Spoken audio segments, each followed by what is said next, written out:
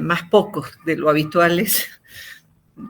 ¿Me escuchan bien?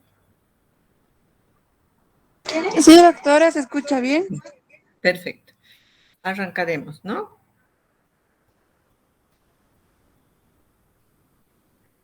Está bien, doctora.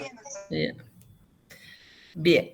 El tema de hoy es la otra disfunción, ¿no? Ayer hemos empezado clase hablando de la disfunción tiroidea, o sea, hipo e hipertiroidismo, y de las alteraciones estructurales, o sea, los nódulos tiroideos, el bocio, la atrofia tiroidea.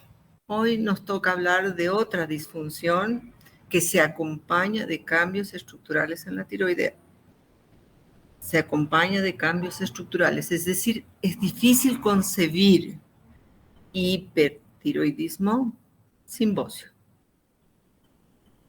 Lo que ayer vimos, que sí puede haber hipotiroidismo sin tiroides, por supuesto, agenesia tiroidea, atrofia tiroidea, tiroidectomía. No, puede haber hipotiroidismo, disfunción de ese tipo, sin haber necesariamente agrandamiento de la tiroides.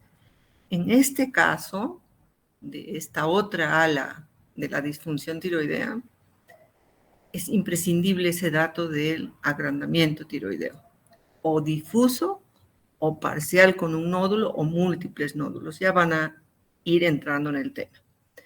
Pero es así como se presenta la mayor parte de los hipertiroidismos, pues esta enfermedad llamada enfermedad de Graves-Basedow es la causa más frecuente de hipertiroidismo.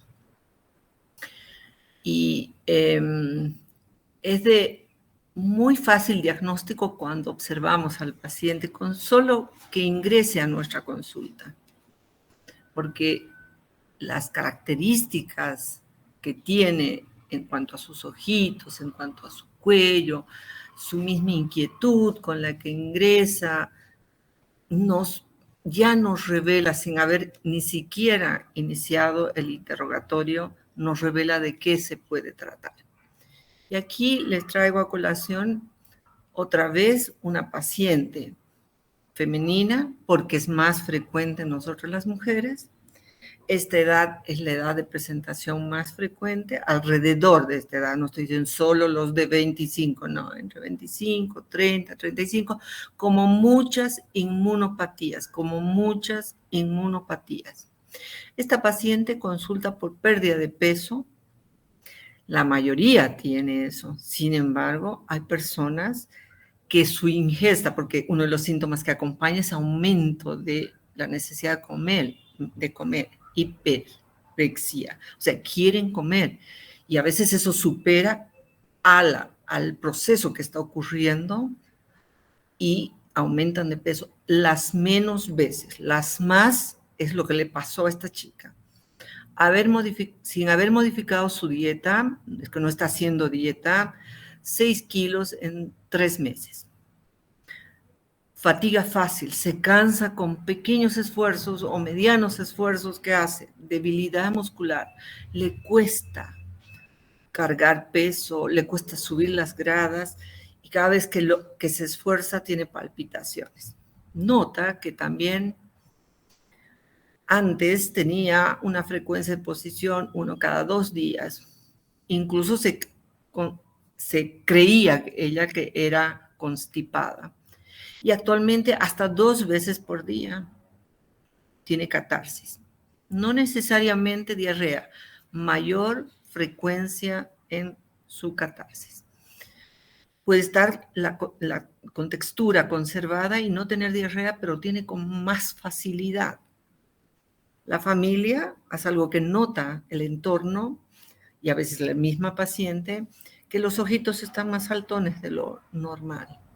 Unos dijeron es porque has perdido peso, pero en realidad notan eso. Y como antecedente de esta paciente, tenemos que la mamá tiene una enfermedad tiroidea. No sabemos qué tipo. Lo único que sabemos es que toma hormona tiroidea y no fue operada.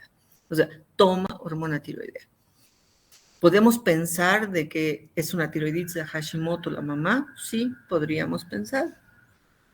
¿Podríamos pensar que la mamá tuvo un nódulo tiroideo y la operaron y tomó hormona tiroideo? ¿Por qué no?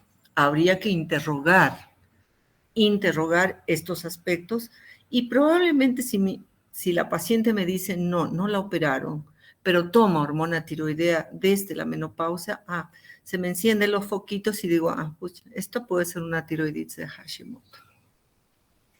La de la mamá, y ella tener lo contrario, pero en relación genética tener una explicación común, una enfermedad tiroidea autoinmune.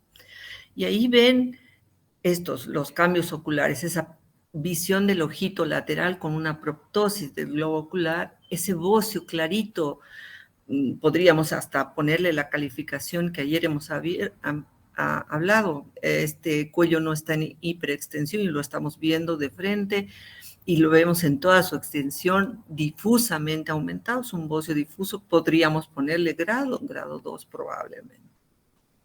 Y toda esta clínica que nos están explicando, y seguramente la vamos a examinar y constatar estos datos, nuestro diagnóstico clínico estaría muy aproximado a lo que tiene esta paciente.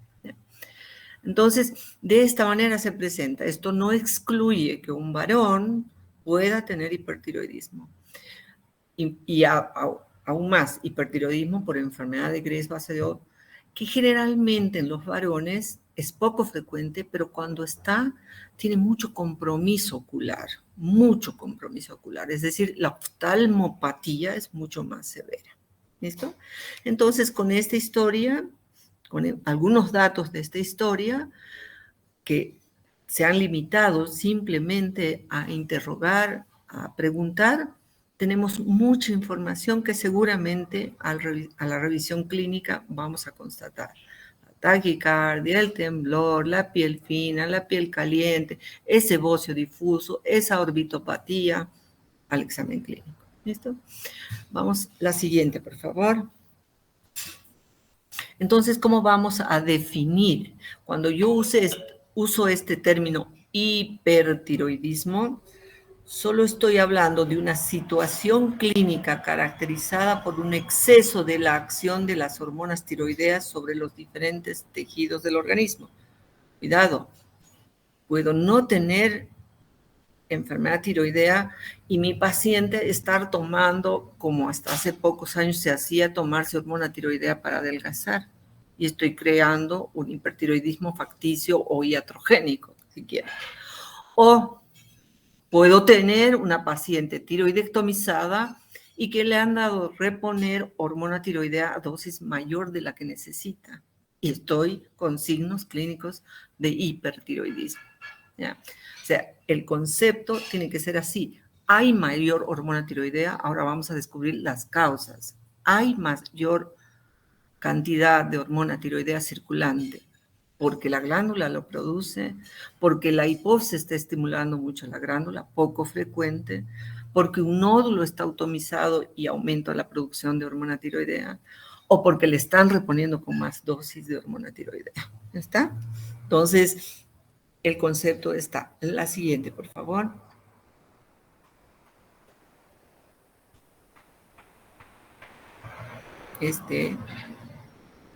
No ha podido pasar. Ahora. Entonces, ¿cómo lo vamos a clasificar a este hipertiroidismo? Nosotros, si usamos el eje, podemos utilizar la clasificación que generalmente a mí me gusta, pero sus libros hablan de hipertiroidismos centrales e hipertiroidismos periféricos. Pero si usamos el eje, acuérdense, la glándula, enfermedad de la glándula, hipertiroidismo sería primario. Enfermedad en la hipófisis, hipertiroidismo secundario. El hipertiroidismo terciario, que es una patología recontra rara, más difícil de diagnosticar y es muy, muy poco frecuente. Entonces, ¿cuáles de los hipertiroidismos van a cursar con TSH aumentada? Un adenoma productor de TSH. Yo siempre les digo en la práctica, los tumores que se asientan en glándulas de producción endocrina o de secreción endocrina pueden ser tumores que solo ocupan espacio y destruyen, o tumores funcionantes que ocupan el espacio y trabajan como la glándula tiroidea trabaja, produciendo hormona tiroidea. ¿Ya? Este tumor productor de TSH es un tumor poco frecuente, de muy escasos casos descritos a nivel mundial. Producción ectópica de TSH que esté fuera de este eje y algunas tejido, alguna vez ovárico, produzca una TSH símil. Y más raro todavía, un cuadro que se llama de hipertiroidismo por resistencia hipoficiaria a la inhibición de las hormonas tiroideas. Rarísimos, todos estos rarísimos cuadros. Vamos, la siguiente. En cambio, los primarios, donde la glándula tiroidea está involucrada, estos son los más frecuentes y abarcan más del 95% de todos los hipertiroidismos. O sea que aprenderemos a diagnosticar por lo menos este, que es el más frecuente, sin dejar de pensar de que sobre todo, en nuestro medio todavía vemos hipertiroidismos con un nódulo autónomo o con muchos nódulos autónomos. El tamaño es bocio grado 1, grado 2, grado 3, no importa. El tema es que tenga un nódulo que trabaje autonómicamente, está dentro de la glándula tiroidea, pero trabaja con autonomía. La glándula donde está sentada produce hormonas, este nódulo también produce, y la sumatoria nos dan un cuadro de hipertiroidismo primario. Por eso la TSH está inhibida. Esa glándula, por esta enfermedad, por un nódulo autónomo o varios nódulos autónomos, producen más hormonas tiroideas y lo que hacen es frenar a la TSH. Esos son los hipertiroidismos primarios. Vamos, la siguiente. Otras causas, las que acabamos de ver, Graves hace 2 se lleva la medalla de oro, le viene el bocio nodular o multinodular con autonomía. Ayer hemos hablado de este cuadro, la tiroiditis de Kervine o silente también. Estas tiroiditis, si se acuerdan la clase de ayer, producen una inflamación tiroidea y hacen en su primera etapa expulsión, estrujan todo el contenido hormonal de almacenamiento que tiene la glándula y eso provoca que estas pacientes transitoriamente tengan una etapa de hipertiroidismo. Luego viene la segunda etapa, hipotiroidismo, y luego recuperan. Ayer les decía a estos pacientes, después de un periodo, como si nada hubiera pasado en la glándula tiroidea. Tirotoxicosis de yodo, si yo a esta paciente le hago un pool que la someto a estudios con estos productos a base de yodo, algunos jarabes con alto contenido, algas con alto contenido, que acudimos a todas las medidas y nos dicen que bajamos de peso con eso también, podemos generar, acuérdense, el yodo es como la leña que le pongamos al fuego. Cuanto más le pongamos, está bien que en un determinado momento vamos a bloquear, la misma glándula bloquea el ingreso de yodo, pero puedes recibir un gran pool y generar mayor cantidad de hormona tiroidea. De esto he venido hablando, tirotoxicosis por administración de hormona tiroidea. O porque me sustituyeron en cantidad mayor, cuando me hicieron una tiroidectomía, se entusiasmaron y me dieron mucha dosis, mucho más de la que yo requiero, o porque antiguamente las fórmulas para bajar de peso tenían además T3 en su contenido. Entonces estoy creando una tirotoxicosis por administración exógena de hormona tiroidea. Y estos son mucho más raros, tumores ováricos, metástasis de cáncer folicular, que pueden generar hormonas tiroideas y generar un hipertiroidismo que frene a la TSH. Mucho más raros. ¿Listo? Por favor, la siguiente. Bien, la clínica va a emerger ¿de qué? ¿De dónde? Del exceso de hormonas tiroideas. Ayer veíamos todo lo contrario y hoy es todo el otro polo, ¿no? Taquicardia, palpitaciones, arritmia. Estos datos son los más frecuentes. Si hacemos un orden de frecuencia de los signos y síntomas, estos se llevan a flor. Salvo que el paciente ya esté tomando beta bloqueantes. Sobre todo eso nos pasa con el personal médico. Ay, estoy taquicárdico, soy médico, enfermera, nos automedicamos. Nos ocurrió con un caso de una enfermera de terapia. Cuando la vimos, no estaba taquicárdica. Y después, al final de la consulta, y le digo, mira, estás con bocio y todo, estás con temblor, pero no estás taquicárdica. Ah, sí, porque temblaba mucho al cargar las jeringas, mis manos, y ya me empecé a tomar propanolol porque me dijeron que iba a disminuir mi temblor. Y bueno, este personal de salud lo que hizo es automedicarse, pero en la mayoría de los pacientes vamos a encontrar taquicardia al examen clínico y paciente que lo va a referir como palpitaciones. Y en los adultos mayores no es infrecuente que vengan con un cuadro de fibrilación auricular e incluso insuficiencia cardíaca por la taquiarritmia que tiene. A nivel del sistema nervioso central, esta irritabilidad, nerviosismo, insomnio, temblor fino, hiperreflexia, hipercinesia, son personas muy inquietas, no se pueden quedar tranquilas en ningún lugar. En aparato locomotor, debilidad, atrofia de la musculatura, lo que le estaba pasando a esa paciente. Osteoporosis, aumento de la actividad osteoclástica, aumento de la resorción, y si pasamos muchos meses sin diagnóstico, podemos instalar una osteoporosis importante. Aumento de la maduración ósea de los niños y púberes, etc.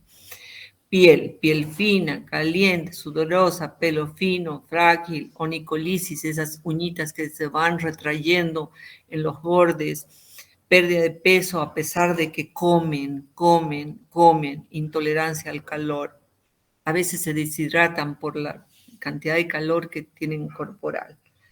El siguiente, por favor.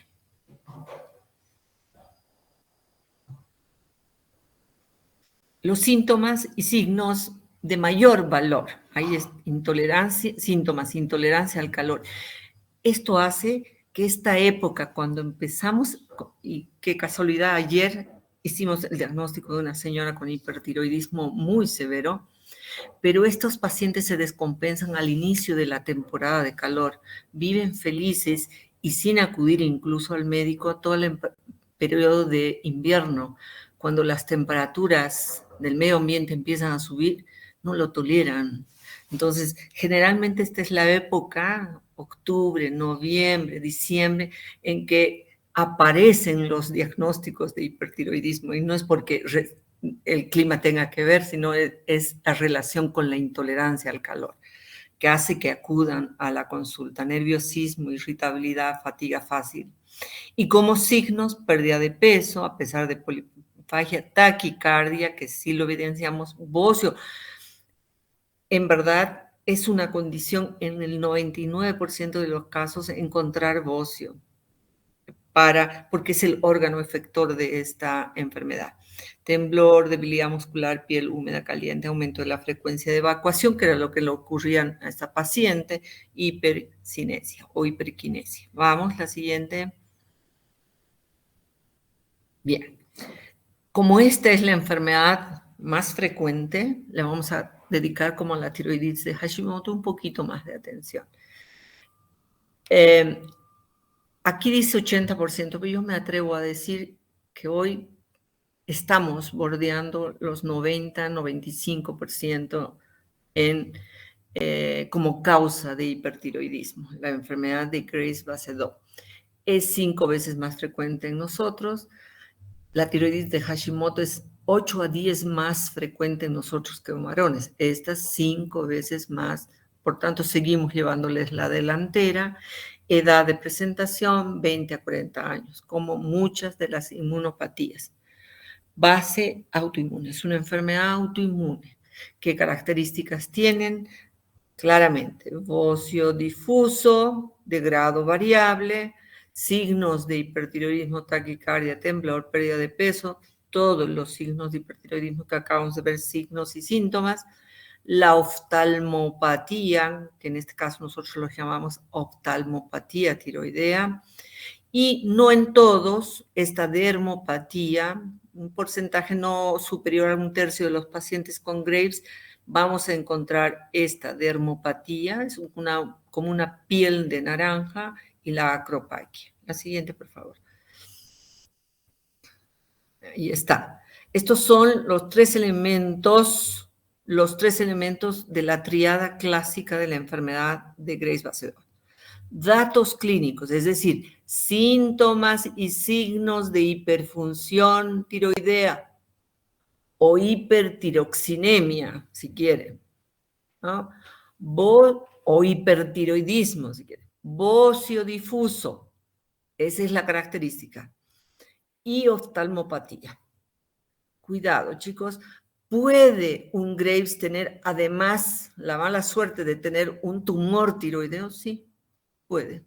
Poco frecuente, pero puede tener todo un crecimiento, toda la glándula, y además un nódulo en una parte del parénquima tiroideo. Estos, mixedema predivial y acropaquia, pueden no existir. Nuestra triada es hiperfunción, bocio difuso y oftalmopatía. Y aquí están los tres elementos. Bocio de diferentes grados. Generalmente está presente, es casi imposible no encontrarlo. Desde el 1A, 1B, 2, 3, no importa. La característica es que es difuso. Oftalmopatía también en grado variable y agresividad variable. Tenemos las oftalmopatías no proliferativas con signos básicos y las proliferativas con severa proptosis e incluso que puede llegar a la ceguera del paciente. Y un dato interesante, porque la oftalmopatía y el hipertiroidismo pueden tener evoluciones diferentes. Lo voy a poner como ejemplo. Le empiezo el tratamiento antitiroideo.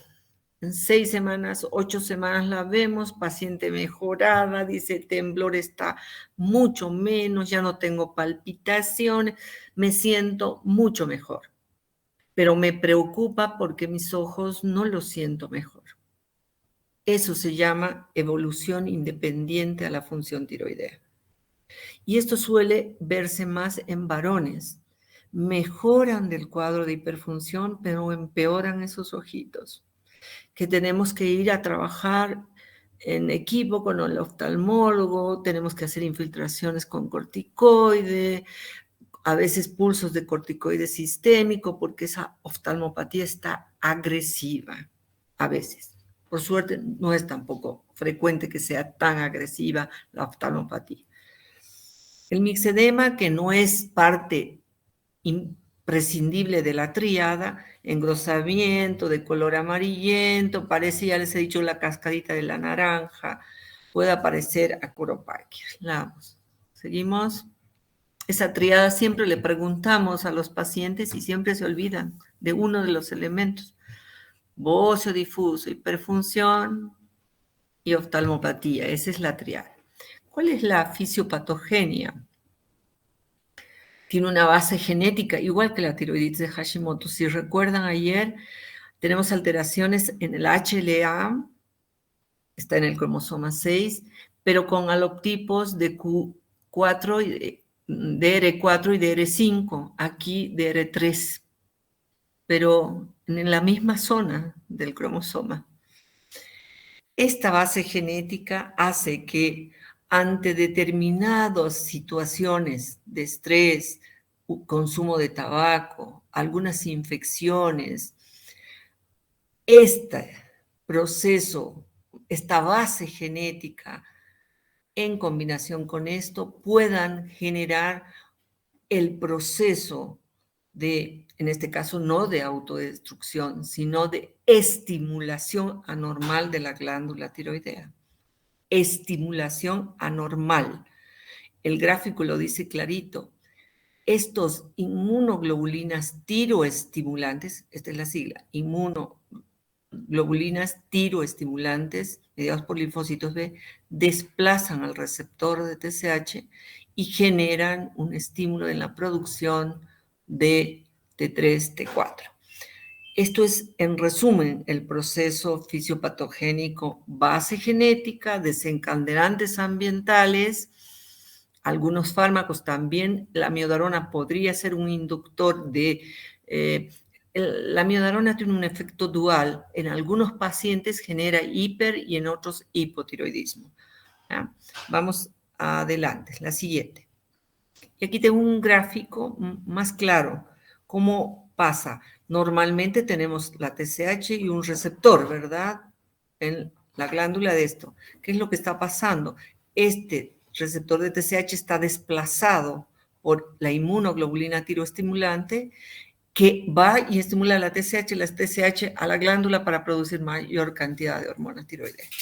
Con este esquemita sencillo, creo que tiene más claro qué es lo que ocurre en el hipertiroidismo. La siguiente. En cuanto a la oftalmopatía, estados moderados de oftalmopatía y muchas veces asimétrico. Vean esta foto del centro, uno de los ojitos casi normales, pero el otro, miren, y esta asimetría no es infrecuente encontrar, pero igual esta oftalmopatía no es severa. Sin duda, esta y más esta pertenecen a una oftalmopatía proliferativa severa. De no tomar medidas, incluso pueden perder la visión, les decía. Y también en la oftalmopatía hay grados de clasificación de acuerdo a lo que encontramos. Habitualmente lo más frecuente es retracción del párpado superior con retraso del descenso. Le hacemos una pruebita para eso con los dedos y eso se llama el fenómeno o el signo de von Graf. Mirada fija, afección de los tejidos blandos con edema periorbitario, tanto de la órbita superior como en la parte inferior de la órbita, proptosis medimos eso con un exoftalmómetro, afección de los músculos extraoculares. En estos grados, sin duda intervenimos junto con el oftalmólogo para medidas también más agresivas para proteger la visión de ese paciente. La siguiente. Ahí está. Esto es solo una oftalmopatía no infiltrante, si quieren leve, moderada, y esta es la infiltrante. ¿Ya? Todo el componente oftalmopático tiene también un carácter de tipo autoinmune. ¿Ya? Hay un edema de los músculos periorbitarios que ocasionan la proptosis en grado variable de estos pacientes. Vamos, al siguiente. Ya, eso hemos hablado de la enfermedad de Graves-Basedow. Este bocio, ¿qué grado le pondríamos, chicos? ¿Qué grado le pondríamos? A ver, vamos, los que están atentos. 4. Bien. Si quieren 3, para mí el 3 es el grande y más. Otros en la clasificación le ponen un 4 o monstruoso le ponen, ¿verdad? Para mí es un 3. O 4 si quieren cuando utilizamos el tema del cuarto grado. Y ya estamos visualizando su aspecto irregular, miren, ¿verdad?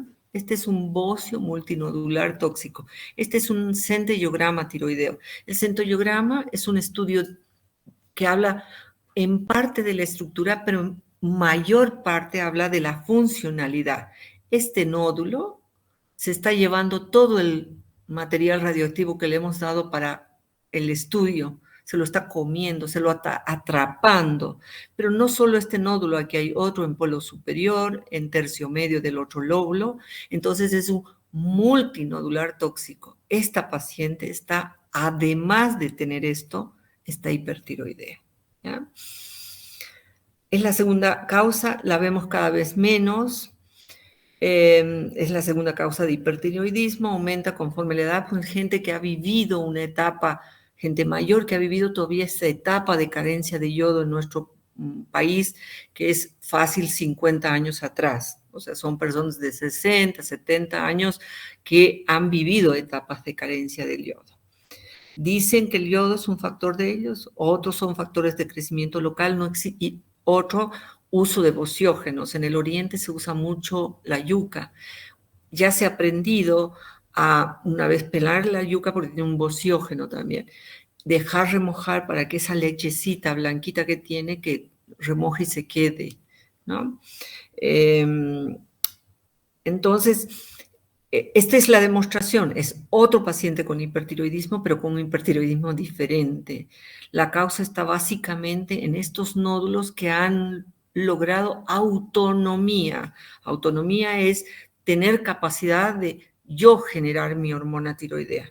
Lamentablemente es sumatoria porque están dentro de esta glándula que también funciona, que produce también su hormona tiroidea, y estos dos están produciendo por su cuenta también hormona tiroidea, y eso lleva como producto final 1 más 1 más 2, 3, ¿verdad? Y ahí tenemos la paciente con hipertiroidismo. La siguiente.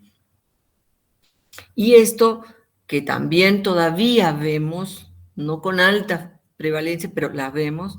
Aquí está su gamagrama, es un nódulo tiroideo, es un bocio. Ella está con el cuellito, parece un poco extendido, ¿no? Y logramos ver este nódulo. Podría ser un 2, podría ser un 2. O si está con el cuello extendido, un 1B, ¿verdad? Pero se visualiza muy fácilmente, yo diría un 2. Y aquí está, le dieron el radiotrazador para hacerle este centroiograma tiroideo, estudio que no hacemos muy frecuente en nuestro medio porque no tenemos en Cochabamba un cámara gamma que use yo ni 125 ni 131. Nuestra cámara gamma de la Facultad de Medicina solo usa tecnesio y MIBE, ¿ya? Pero si le hacemos con yodo, miren cómo capta ese intenso rojo central, es lo que está, se lo agarró todo el radiotrazador que le dimos. Y eso demuestra la autonomía que tiene este nódulo, y otra vez el resto de la glándula produce hormona tiroidea más la sumatoria de este nódulo autónomo que hacen que el paciente también tenga signos y síntomas de hiperfunción tiroidea o hipertiroidismo, que clínicamente, pero laboratorialmente, bioquímicamente, lo vamos a encontrar con su TSH suprimida, su T3, T4 aumentada.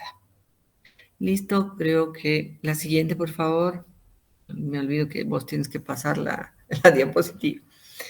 Dos cositas, así como ayer dijimos mixedema, hipotiroidismo subclínico, ahora vamos a hablar dos cositas sobre hipertiroidismo apático. Así llamamos al hipertiroidismo presente en un adulto mayor. No le da ese cuadro tan sintomático del joven o de la joven, de la mujer o del varón. Es enmascarado. Generalmente son personas que llegan con insuficiencia cardíaca, con fibrilación auricular a la emergencia, y es una rutina en un adulto mayor, es parte del estudio de una fibrilación o de una arritmia o de una insuficiencia, pedir hormonas tiroideas, porque estos pacientes no manifiestan, como lo hacen los jóvenes, un hipertiroidismo. Entonces, siempre que hay una FA en un adulto mayor, van a pedir para screening descartar un hipertiroidismo apático. Tirotoxicosis facticia, de esta también hemos hablado, es la que así la designamos, aquel hipertiroidismo por exceso de usos de hormonas tiroideas. Vamos, la siguiente. Entonces, para nuestro diagnóstico, TSH, hormonas tiroideas. En caso de que yo estoy clínicamente segura que es un Graves, confirmo con anticuerpos, anticuerpos contra el receptor de TSH, anticuerpos, antipoides, receptor de TSH. Si es positivo, confirma su diagnóstico. También pueden estar presentes, pero en menor cantidad, anticuerpos antitiroglobulina. ¿ya? Gammagrafía tiroidea no le hacemos en nuestro medio a todo el mundo. En otros lugares, centros de estudio, centros de derivaciones grandes, tienen la cámara gamma al lado del consultorio de endocrinología. Entonces, hacen. Y a través de este estudio yo puedo discriminar. Esta es una captación normal del radiotrazador en una glándula de aspecto normal, de características normales, tanto en tamaño como en función. Esta captación difusa es la característica de un gamagrama de una enfermedad de Graves-Basedow. Este es de un nódulo, hipertiroidismo con nódulo autónomo, y este es el hipertiroidismo con nódulos autónomos, o polinodular o multinodular tóxico, que lo hemos visto en el repasito. Vamos, la siguiente. Tormenta tiroidea, otro término. El estado severo. Si quieren, pónganle un contrario al mixedema. Este es el estado severo de un hipertiroidismo. Severo, una crisis tirotóxica, así se llama. Emergencia endocrina, causada por una exacerbación aguda de las manifestaciones del exceso de hormonas tiroideas. No, por suerte no son muy frecuentes. Hoy día se diagnostican antes de que ocurra este cuadro. Mortalidad sí es grave, y en todos los pacientes con Graves, alrededor del 70%, al 70% de todos los casos de tormentas tiroideas son enfermedades de Graves. Listo, vamos, la siguiente. Cuidado que un paciente entre a un procedimiento quirúrgico sin no haberse descartado un hipertiroidismo. La inducción anestésica ya puede ser un agresor importante, y este paciente puede tener una tormenta tiroidea y puede hasta fallecer durante el acto quirúrgico. Si estos pacientes no fueron diagnosticados y reciben contrastes yodados en concentraciones altas, o con radioyodo, o en el postparto, o infecciones graves, pueden desencadenar una tormenta tiroidea. El diagnóstico es clínico: taquicardias severas, arritmias, vómitos, diarrea, disminución del nivel de conciencia, desorientación, y pueden llegar al coma. Es una emergencia clínica, así como lo es el mixedema. Alta dosis de betabloqueantes, fármacos antitiroideos que lamentablemente no van a actuar mañana, ni hoy, ni en una semana. Estos recién van a actuar 10 días, encontramos recién saturaciones óptimas y empiezan el proceso de bloqueo de la síntesis de nuevas hormonas tiroideas. Pero más útil en esta etapa, beta bloqueantes, corticoterapia, deben ser manejados en terapia intensiva. La siguiente. El tratamiento en general, saliendo de esta tormenta tiroidea, no necesita internación. Si el estado es moderado o leve de hipertiroidismo, no requiere internación. El tratamiento es médico inicial para todos los hipertiroidismos. Todos los hipertiroidismos deben empezar con un tratamiento médico, farmacológico. Fármacos que reduzcan la producción de hormonas tiroideas, fármacos que disminuyan la liberación, esa conversión que ayer decíamos de T4 a T3, porque es la T3 la bioactiva. Entonces, existen fármacos que actúan en la periferia desde un beta bloqueante, como el propanolol. Control de otros disturbios: si está deshidratado, hidratarlo adecuadamente; si está con diarrea, sostenerlo con líquidos, dietas astringentes, etc. Darle un ambiente fresco, que no se deshidrate. Si hacemos todo esto y tenemos obstáculos en el tratamiento, ¿qué quiere decir? Efectos adversos del tratamiento oral a base de fármacos, tenemos alternativas terapéuticas. Ablación con iodo 131, que cada vez se hace más porque no es agresiva, no daña a otras glándulas, sobre todo a mucha gente cuando escuchan irradiación dice a mis ovarios, o los hombres igual, las gónadas, piensan que puede dañar. No, ninguna, ni ovario ni testículo. usa yodo para ninguna síntesis hormonal. La única que usa es la glándula tiroidea. Entonces es la que va a captar el yodo. No hay que tener y hay que explicarle bien al paciente porque no es agresiva en el resto del sentido, no requiere internación, aislamiento nada más, esperar un periodo de 7 días y ya se puede conectar e interrelacionar con su familia después de ese periodo de aislamiento. Y finalmente, en algunos casos, la tiroidectomía, pero todos vamos a empezar con fármacos. Si tenemos obstáculos en el camino, tenemos estas alternativas. Por favor, la siguiente. Tratamiento médico, antitiroideos. En nuestro medio tenemos metimazol, nos habían retirado el propiltiroacilo, pero otra vez volvió, porque a diferencia de metimazol del propiltiroacilo, el propil puede usarlo en la embarazada con hipertiroidismo y tiene un efecto aditivo, impide la conversión de T4 a T3, además de inhibir la síntesis de nuevo de hormona tiroidea.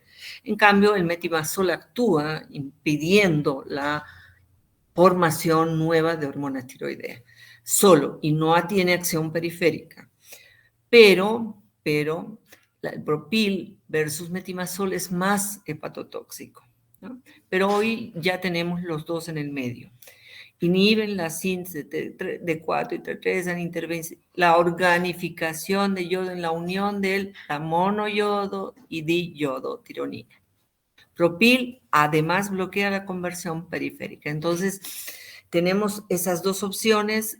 Propil, hay que darle muchas tabletas al día. Metimazol es más práctico, menos número de tabletas por día, pero bueno, los dos nos sirven para el tratamiento. Hay que plantearle desde el inicio al paciente que no le vamos a dar una vitamina, que le estamos dando un fármaco con efectos adversos en muchos casos.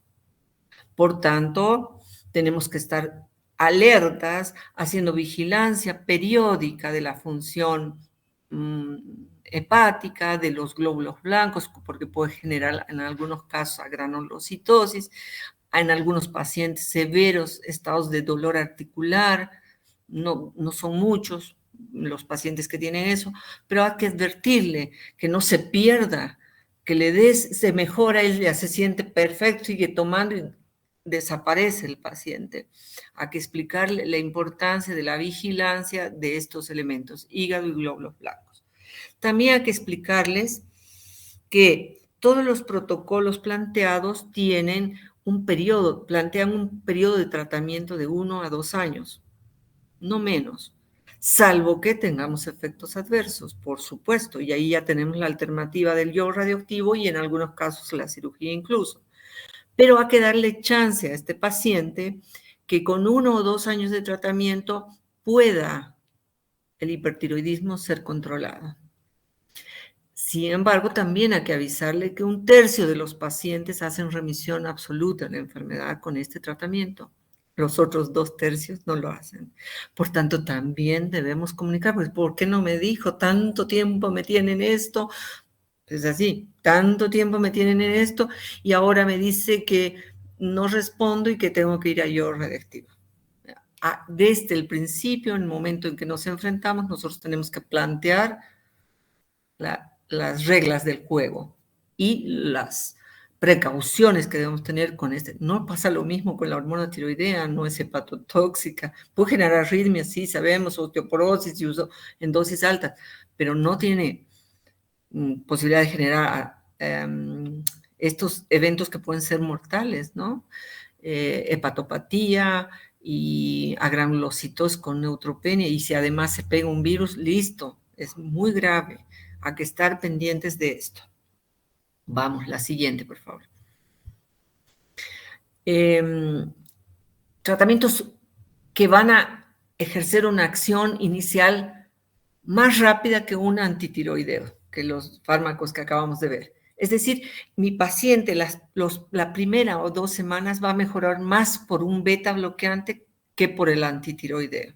Les he dicho que para que el antitiroideo empiece a ejercer su acción inhibiendo la síntesis de hormonas tiroideas, va a pasar fácil 1 a 2 semanas. Fácil. En cambio, el atenolol, el propanolol que iniciamos va a disminuir la frecuencia cardíaca, va a disminuir un poco el temblor, se va a sentir mejor el paciente.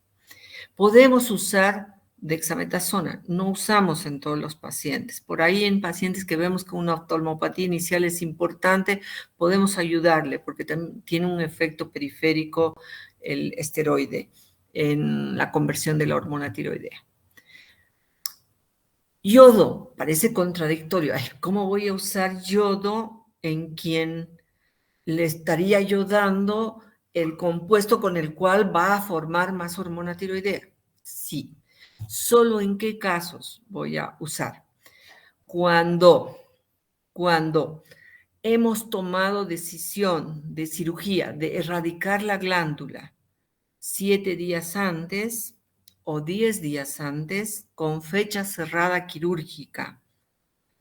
Lo que hacemos con yodo es decir, para la preparación va a bloquear el ingreso de la bomba de yodo y va a mejorar la turgencia de la glándula y va a permitir que el cirujano tenga un procedimiento quirúrgico menos sangrante.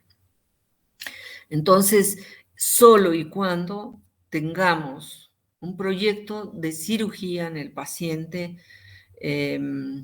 para hacerle la tiroidectomía total, porque claro, una vez que le saque ese yodo que le dimos, que cumplió el efecto que queríamos, ya no va a haber glándula para que forme nueva cantidad de hormonas tiroideas. Vamos, la siguiente.